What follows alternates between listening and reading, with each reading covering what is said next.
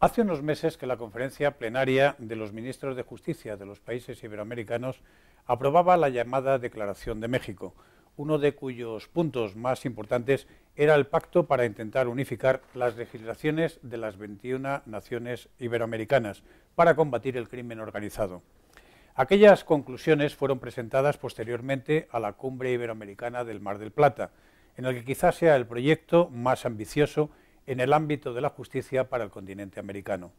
Don Víctor Moreno Catena, secretario general de la CONJIP, es decir, de la Conferencia de Ministros de Justicia de los países iberoamericanos, implementa ahora aquellas decisiones de México y Mar del Plata con un programa práctico de talleres de alto nivel. El primero de ellos reúne en El Salvador a los presidentes de las Cortes Penales, fiscales generales y ministros de Justicia de los países centroamericanos. ¿Tan distintas son las legislaciones penales nacionales que precisan de tan intenso trabajo para armonizarlas? Sí, hay algunas diferencias, tanto desde el punto de vista sustantivo del derecho penal como desde el punto de vista procesal del procedimiento penal. No olvidemos que cualquier resquicio es un campo, un lugar por donde pretenden escaparse, un lugar de fuga, un lugar de impunidad para los que tienen como actividad fundamental el crimen organizado. En El Salvador, efectivamente, vamos a celebrar un taller de alto nivel a donde van a acudir los presidentes de las Cortes Supremas de los países de Centroamérica, los fiscales generales de esta región y los ministros de Justicia, con esta finalidad, en el marco, además, de cumplir efectivamente, como usted bien ha señalado, los mandatos de México y de los jefes de Estado y de Gobierno del Mar del Plata, en el marco del sistema de integración centroamericana.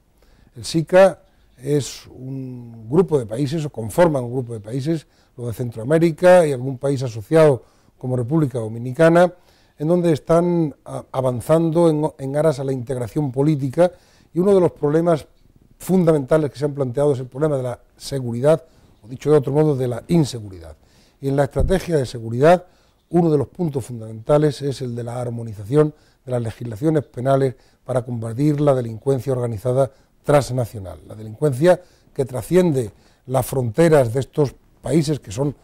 territorialmente, geográficamente pequeños y que trascienden, por tanto, a estos países, y hay que combatirlas con acciones comunes. Una de ellas es la armonización. Bueno, precisamente la delincuencia organizada es un capítulo que tiene muchísimas ramificaciones, ¿no? Es narcotráfico, narcoterrorismo, tráfico ilícito de migrantes, trata de personas, tráfico ilícito de armas. Realmente es difícil de entender que estos conceptos no signifiquen lo mismo en todos los países.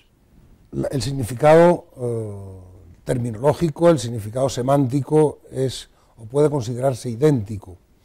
La tipificación penal ya no es exactamente igual, la sanción penal no es exactamente la misma y el procedimiento no es exactamente el mismo en cada uno de los 7 países del Istmo centroamericano y de la República Dominicana. Esto, como antes le decía, da lugar a unos márgenes de impunidad. Es decir, el delincuente, la organización criminal, llevará a cabo sus actuaciones, tendrá su sede, tendrá su punto central de actividad en aquel país donde le sea más fácil eludir la acción de la justicia. Por tanto, se trata, desde luego, de fortalecer el sistema judicial como respuesta represiva a las conductas delictivas, pero al propio tiempo unificar o armonizar las tipificaciones en los códigos penales y la respuesta procesal del funcionamiento de los tribunales para evitar, como digo, esos puntos de impunidad de las organizaciones criminales. Bueno, desgraciadamente los países centroamericanos, y El Salvador es probablemente uno de los más afectados, presentan unos índices de criminalidad importantes, pero a la vez son también víctimas de esta delincuencia organizada. Me viene a la memoria, por ejemplo, el caso de los numerosos emigrantes que van camino de Estados Unidos y que caen al final en manos de las mafias, de los sicarios, al final de su viaje prácticamente en México, y una de dos, o los asesinan o directamente les proponen que formen parte de estas bandas. Sí, el problema del tráfico de seres humanos, hay 2 grandes capítulos, no solo, pero 2 grandes capítulos. Uno es la trata de personas con fines de explotación sexual, sin duda ninguna es un tema muy grave y muy importante, y otro es también el tráfico de migrantes, el tráfico de personas con fines de explotación laboral. En el caso de la inmigración que pasa, hay una parte importante que surge, pero también que pasa por Centroamérica como lugar para llegar a México y de ahí saltar a la frontera y al país de promisión, a este país de Estados Unidos, es un problema gravísimo. Problema en donde los ciudadanos centroamericanos sufren la enorme lacra de encontrarse, como usted bien ha señalado, inmersos en las redes de los que pasan, de los pasadores de fronteras, pagando grandes sumas de dinero, siendo explotados y, en definitiva, cayendo al final en las redes de narcotraficantes o de delincuentes de delincuencia organizada.